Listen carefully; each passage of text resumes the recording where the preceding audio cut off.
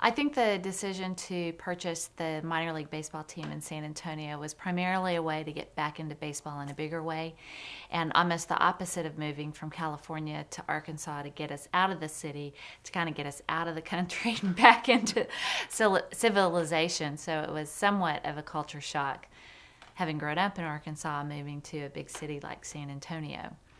And we did commute for 2 years first, but it was really fun because we actually lived all in one apartment complex with the baseball players. And so it was much more like a family. And, a AA minor league baseball player is not very old. And so it was more like, a college campus with lots of, trying to corral the guys. And we weren't really allowed to talk to them because we were young. I mean, my dad was very strict, and he was like, okay, you can be, you can talk a little bit, but, don't look them in the eye, so to speak.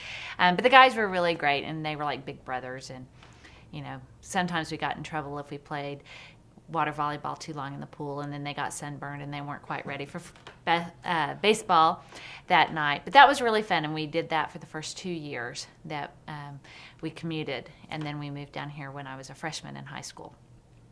And then it was really fun, and it was, minor league baseball at that point was really kind of coming into its own and becoming much more established. And it was fun for San Antonio to switch from the other farm league team they'd been with to the Dodgers, and that was big news, which is why we changed the name from the Missions at the time, or the Brewers, I guess, the Brewers at the time, to the Dodgers. And then the other thing that was really exciting is all the players that we had in San Antonio ended up being the Major League Dodgers that won several World Series, so the Mike Sochas and Bobby Welch and Steve Sachs and those, Fernando Venezuela and, all those guys. It was really fun.